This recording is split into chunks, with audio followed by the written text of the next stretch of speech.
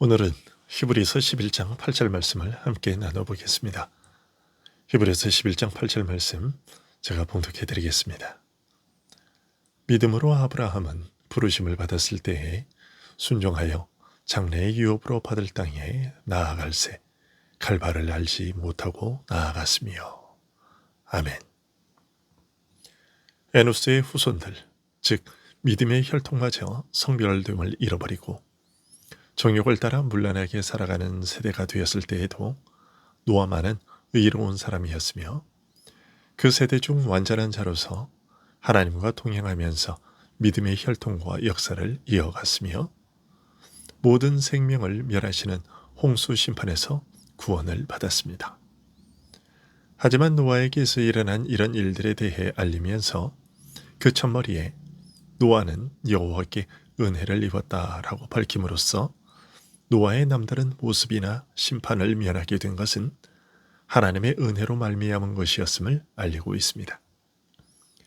히브리서는 이 사실을 간략하게 요약하되 믿음으로 노아는 아직 보이지 않는 일에 경고하심을 받아 경외함으로 방주를 준비하여 그 집을 구원하였으니 이로 말미암아 세상을 정죄하고 믿음을 따르는 의의 상속자가 되었다고 기록하고 있습니다. 노아의 의는 그의 어떤 의로움과 선함과 순종의 행위에 근거한 의가 아니라 믿음으로 말미암아 의롭다 여김을 받은 의라는 것입니다.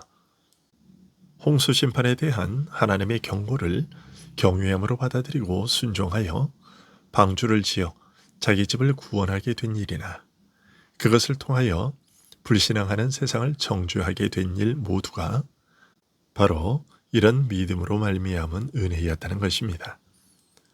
이처럼 하나님께서 경고하신 대로 홍수를 통한 심판이 임했고 홍수가 끝난 다음 노아는 정결한 짐승과 새 중에서 제물을 취하여 번제를 드렸습니다. 하나님께서는 그 제물을 흠향하시고 그 마음에 품으신 은혜로운 뜻을 이렇게 밝히셨습니다. 창세기 8장 말씀인데요. 여호와께서 그 향기를 받으시고 그 중심에 이르시되 내가 다시는 사람으로 말미암아 땅을 저주하지 아니하리니 이는 사람의 마음이 계획하는 바가 어려서부터 악함이라. 내가 전에 행한 것 같이 모든 생물을 다시 멸하지 아니하리니 땅이 있을 동안에는 심음과 거둠과 추위와 더위와 여름과 겨울과 낮과 밤이 쉬지 아니하리라. 우선 사람 때문에 땅을 또다시 저주하지 않을 것이라고 하셨는데 이 말을 통해서 이번 홍수 심판의 원인은 사람의 죄 때문이었음을 밝히셨습니다. 아담의 범죄 때문에, 가인의 범죄 때문에, 그리고 이번에는 노아 시대의 사람들의 죄악 때문에 땅이 저주를 받은 것입니다. 그런데 이제는 사람 때문에 땅을 저주하지는 않겠다고 선언하셨습니다. 하지만 이 말씀을 마냥 기쁘게 받아들일 수만은 없습니다. 왜냐하면 다시는 땅을 저주하지 않겠다는 이유 때문이지요. 이는 사람의 마음이 계획하는 바가 어려서부터 악함이라. 우선 이 말씀은 인간의 전적 부패성은 홍수 후에도 여전히 그대로였음을 뜻합니다. 인류 중에서 유일하게 살아남은 노아와 그의 가족들도 이 부패한 성품을 그대로 지니고 있었다는 것입니다. 그런 이유로 육적 성품에서 쏟아내는 악에 대하여 홍수로 완전히 쓸어버리는 것 같은 즉각적인 심판을 시행하지는 않으시겠다고 하신 것입니다. 죄를 죄대로 갚지 않으시고 길이 참으시는 가운데 당분간 그들의 죄악을 간과하시겠다는 뜻을 밝히신 것이지요. 하지만 더 깊이 그리고 더 멀리 보면 한정없이 인간의 죄악을 간과하시겠다는 뜻은 아니었습니다. 인간의 어쩔 수 없는 이 근본악을 처리하게 될 더 은혜로운 일에 대한 기대를 담고 있는 말씀이었습니다. 노아의 그 아들들을 창조시의 축복으로 동일하게 축복하시면서 고기를 양식으로 삼는 것을 허락하시고 폭력에 대한 보험과 형벌로서 폭력을 제어하여 인류 사회를 지탱할 것을 알리시고 타락하여 부패한 인간임에도 여전히 하나님의 형상으로 지으신 사실을 기억하시면서 맺으신 이 노아 언약은, 즉 노아의 아비 라멕을 통하여 예언하신 그 안식은 이런 이중적인 성격을 지니고 있었습니다. 인간의 마음속에 자리하고 있는 부패성이 여전히 처리되지 않은 채 하나님의 은혜로운 일을 내다보며 기다리는 홍수 심판 이후의 상황은 그 이전과 근본적으로 다를 바 없었습니다. 창세기는 그 사실을 노아의 세 아들들에게서 나타난 일을 통해 알려주고 있습니다.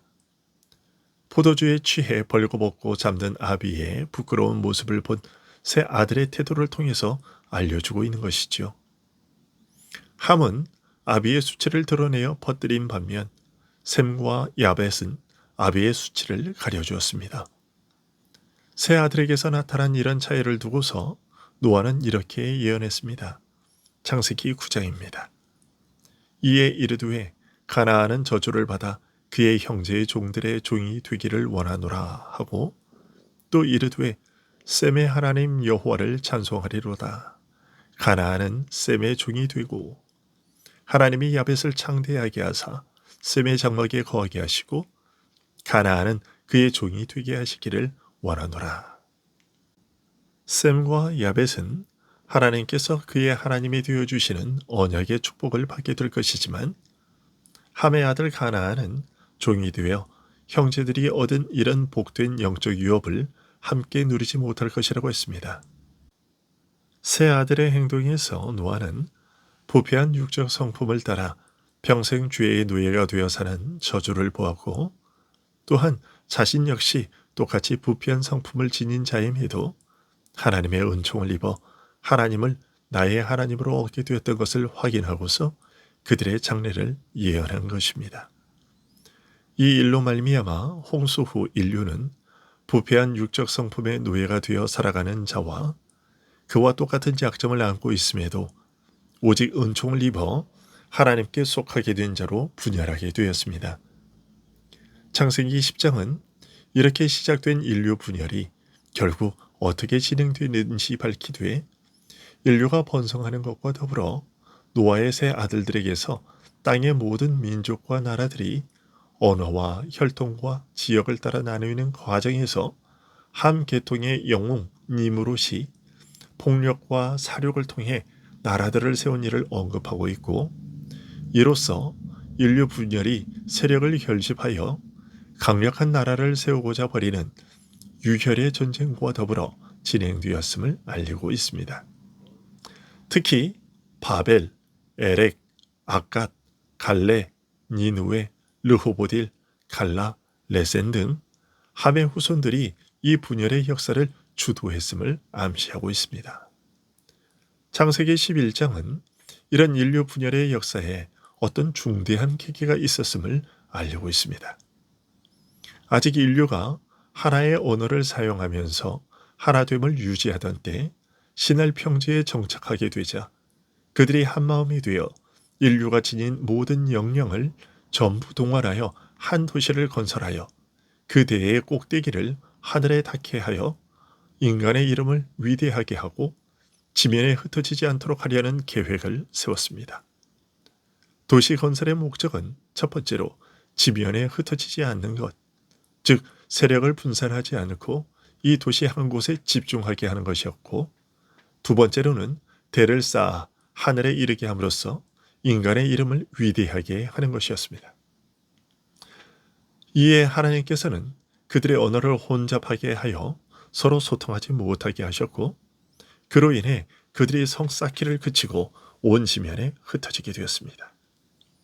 그래서 언어와 혈통과 지역을 따라 나뉘어 각각 민족과 나라를 이루면서도 그들이 품었던 국가적 이상, 곧 온 힘을 집결하여 하나님의 지위에까지 오르고자 하는 목적을 추구하되 폭력과 사력으로 세력을 키우고자 서로 다툰 결과 인류 역사는 온통 전쟁의 유혈로 얼룩지게 되었습니다.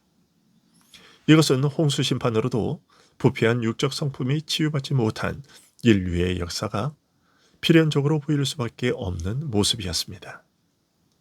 그러나 이들 가운데서 복되시도다 셈의 하나님이여 라고 노아가 축복했던 셈의 혈통이 데라의 아들 아브라함에 이르자 하나님께서 저희 하나님이 되시리라고 하신 언약의 축복이 구체적인 모습을 드러내게 됩니다.